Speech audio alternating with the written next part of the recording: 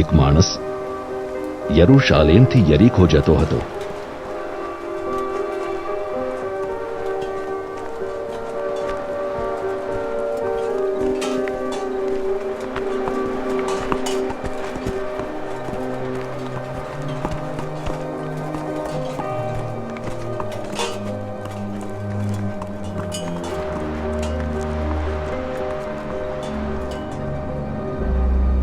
એવામાં તે લૂંટારુઓના હાથમાં સપડાયો. તે લોકોએ તેના કપડાં ઉતારી લીધા અને સારી પેઠે માર પણ માર્યો અને તેને અધમુઓ મૂકીને પોતે ચાલતા થયા. હવે એવું બન્યું કે એક પુરોહિત તે રસ્તે થઈને નીકળ્યો.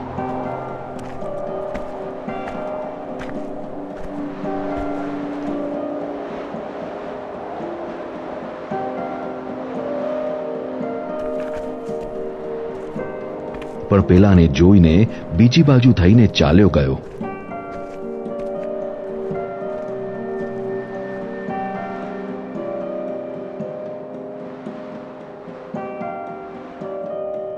આ જ રીતે એક પુરોહિત સહાયક પણ ત્યાં આવ્યો.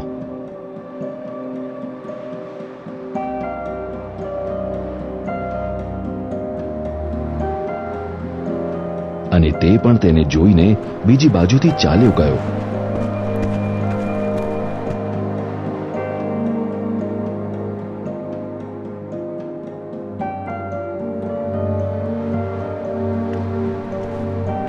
પણ એક શમરૂની મુસાફરી કરતો કરતો તે ઠેકાણે આવી પહોંચ્યો અને પેલા માણસને જોઈને તેના દિલમાં દયા પ્રગટી.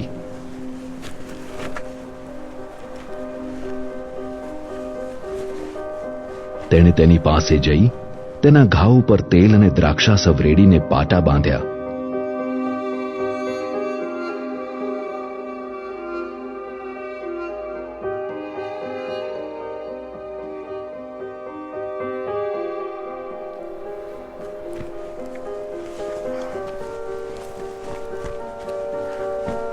અને પોતાના જાનવર ઉપર બેસાડીને તે તેને એક સરાઈમાં લઈ આવ્યો અને ત્યાં તેની સંભાળ લીધી.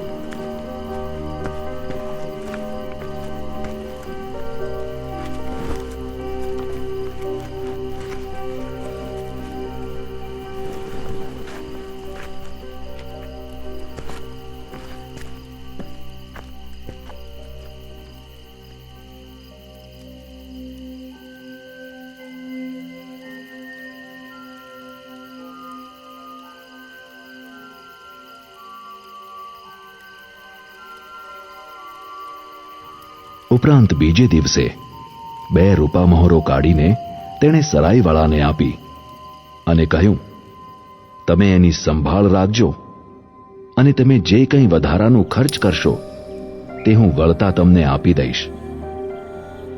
હવે આ 3માંથી કોણ પેલા લૂંટારાઓના હાથમાં સપડાયેલા માણસનો બંધુ કહેવાય? તું શું ધારે છે?